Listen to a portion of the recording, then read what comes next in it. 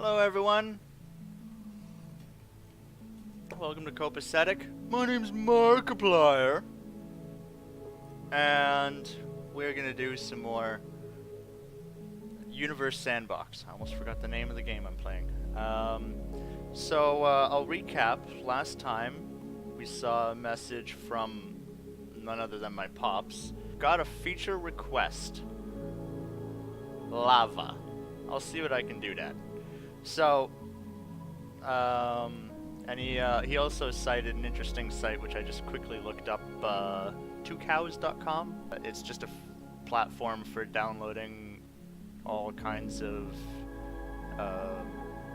software, freeware,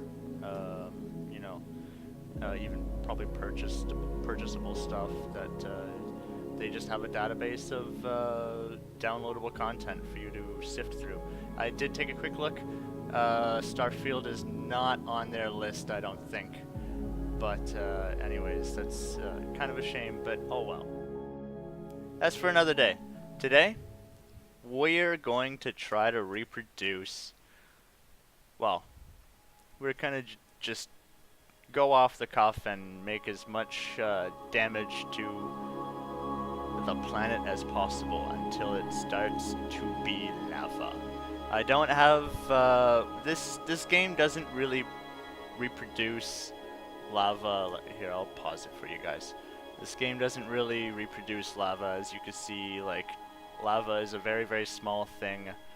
You wouldn't be able to see like a volcano on these sorts of maps, but that's alright. What I can do is I can raise the surface temperature of all the planets, of any planet I want. But I was doing some exploration earlier, and I determined I can do something very messed up. So I'm shooting some carbon dioxide molecules at the planet. Yes, this game actually goes into the molecule range, and there we go. We have the Earth covered in so much carbon dioxide. Let's look at the climate here. I was kind of thinking about this earlier. There's a lot more going on to like surface pressure than what we think. Because think about it, on a cold day, you have a lot of pressure, but the overall pressure of the planet didn't raise.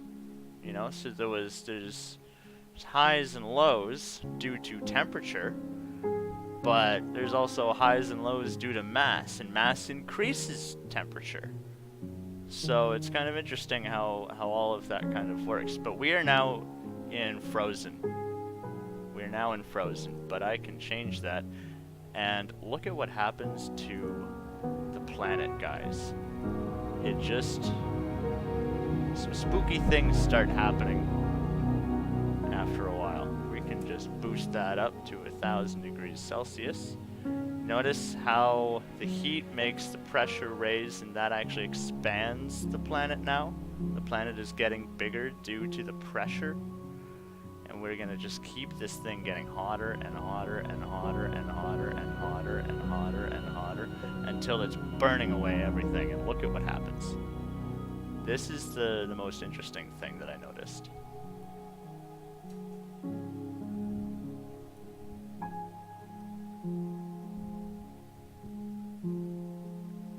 Notice how some of the gases escaped due to the sun hitting it from bottom right, and some of the gases are actually still circling around the planet.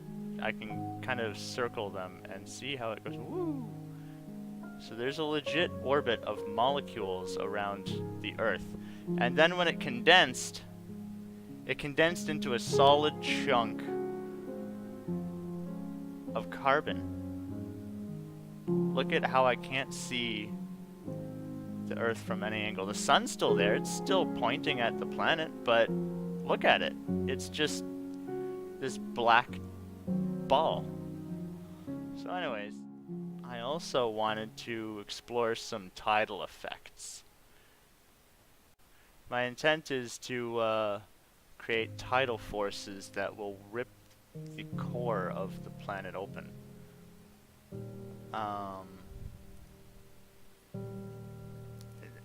And if you guys don't believe that I can do this, I can actually show you. There are places that read that. Tidal effects.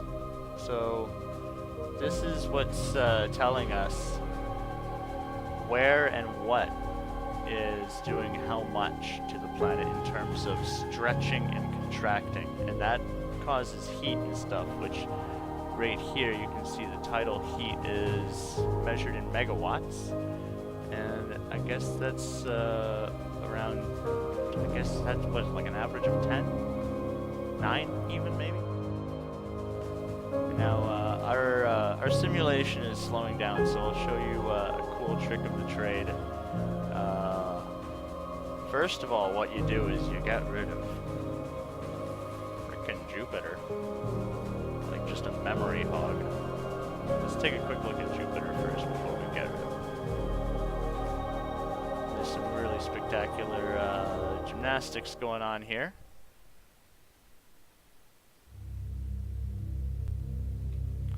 Goodbye. You are the weakest link. And poor Moon got pushed out of the race. I guess by Baron. So that was unintentional. The thing about being God is it's very it's, if you're not precise, then you're not God.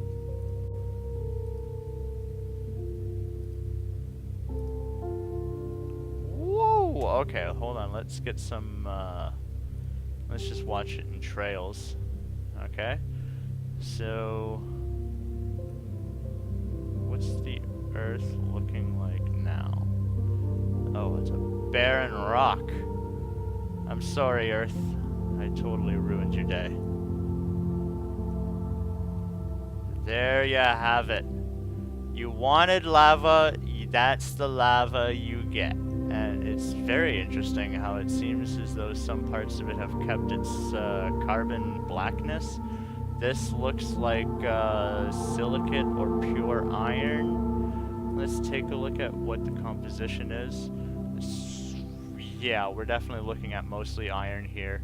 There is still water, folks. There is still water on the Earth after all of this. So, I mean, holy crap. Ooh. Let's take a look at motion. What do we have here? Terawatts. It's in between like 9. It's basically a terawatt. I'll leave this running so that we can definitely catch some monumental things about the Earth, because this is always what I love. Hey, you know what? Also, guys, if you want.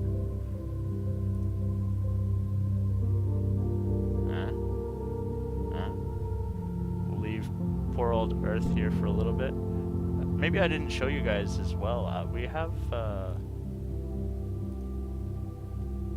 habitable zones that we can look at as well for our solar systems. You can even see just how fearsome an orbit that is.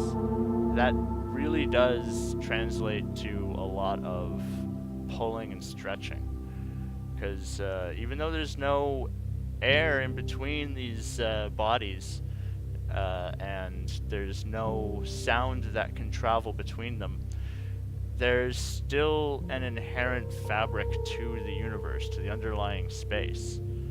And these bodies pull and push on those fabrics. And we're just grains of sand sitting on the fabric. You know, tugging and pulling, and also being tugged and being pulled at the same time because of it. I mean, God, I love science. It's such a relieving way of looking at the universe.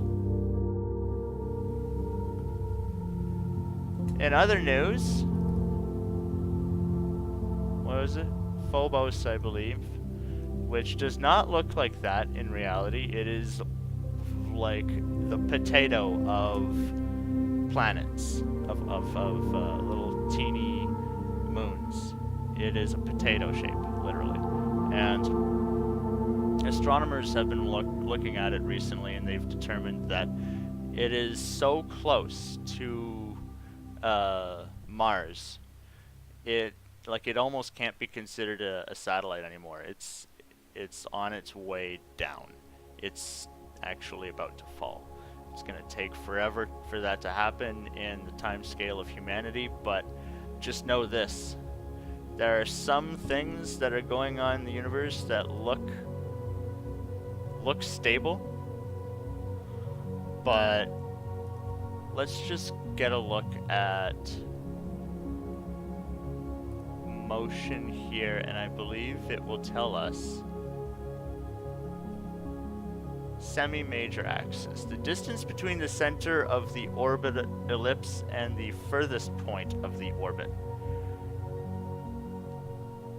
The semi-major axis is half of the major axis, which is the diameter through the widest part of the orbit. So the farthest distance that Phobos is from the center of the orbit of Mars, it's not even 10,000 kilometers. Put that into perspective. Phobos is really close. Like, it's in the process of dying, and one day somebody out there will see it. Let's hope. Atmosphere, surface pressure. We actually do have pressure on Mars. Hella not enough, though. So, like, do you want me guys to cheat and just put it straight at 1? Because I could do that. Actually, you know what I could do? Material. Do we have oxygen yet? Water, silica, iron. Like, that's the thing I really wish, guys. Universe Sandbox 2 needs one thing in particular. It needs the ability to put oxygen material, like I was doing with the carbon dioxide, because that's the key. That's the key. If you, well, first, I'm doing this wrong. The first key to making Mars stable is returning its magnetosphere. So we'll pump it up far enough so that Deimos will even get a little bit of it. And that should be enough to for their orbits. Perfect. So even the moons are safe. What we do next is we go, that's the important part, because if I put gas on the planet as it is, first of all, the planet is not dense enough to hold down that light of a material, so the solar winds will blow them away. If you have a magnetosphere, the particles will lock into place. I'm guessing after gravity takes effect, because I am a fan of general relativity, whereas some other important people in my life are a fan of Tesla's electromagnetic universe theory. Yeah, I think that there's a warping of the space-time, and after a certain point of falling towards one of these bodies, like, oxygen falling into Mars, if it's not dense enough to hold it just with gravity, it needs the electromagnetosphere to lock them in. Much the same way that a compass will be locked towards north and south poles. Anyways, so getting back to the surface pressure, now we can add a lot more. Oh, what a beautiful planet. Show magnetosphere. Get rid of that. Surface temperature 60. Wow. Wow, did it ever get hot? Okay, let's bump up the albedo. Albedo is the level of reflectivity. You got a hot dog, you got a mirror, you got a big heat lamp or whatever. Well, that heat lamp's energy is going to be reflected by the reflectivity, the albedo of the mirror, and the hot dog will not cook. And you can see that has already happened. I pumped it up and it's lowering in surface temperature. Slowly though. It lowers slowly because much like tin foil, for example, or aluminum foil, yes, it's reflective, but it also kind of absorbs heat, so it'll end up reflecting it in both directions anyways. That's why we use it to cook things in the oven. There's something I'm missing, people, and I don't know what. Go back to trails.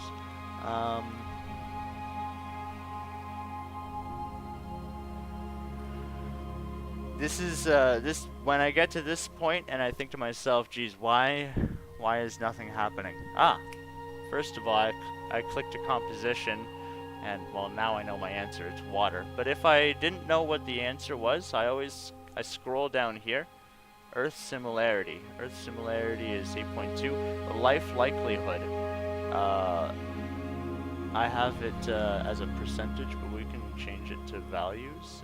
And you'll see as a value 1 is Earth, and anything below that is a percentage or a fraction. But I have no life likelihood. What is missing? Well, I guess it's this. First of all, it's actually beef up the iron a little bit more. And then I just reduce by a little bit, because Earth's water amount is very, very low compared to, it's not actually a full percent. It's just the surface of our planet that is made up of 70% water. That's the thing that everybody misunderstands. Oh, the Earth is 70% water. No. If it was, we'd be miles underneath water. Look at that giant gash. This is perfect. I like this. This is a good amount of, yeah. So let's take a look at life likelihood now. As a percentage, 65% life likelihood, 83% Earth similarity. I think I did my job. Poor thing. Never had a chance. It's like half of it is just obliterated. You can even see it's like the whole planet is one big crater. I mean, wow. Okay. Just because?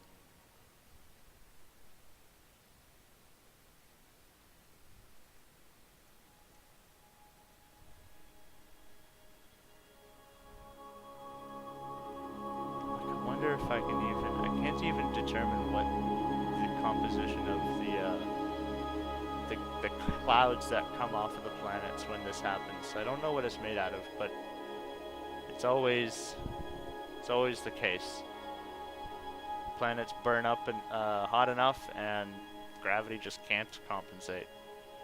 So I love the way that this game really helps me understand science on a very, very intuitive level, and it makes a very creative way of understanding it.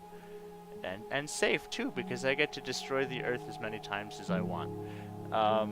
This video has been going on for a while now, so I'm gonna call it a day. I hope you enjoyed me completely ruining your home. So with that, I will say I'll see you in the next video, guys. Like and subscribe if you haven't already. Cheers.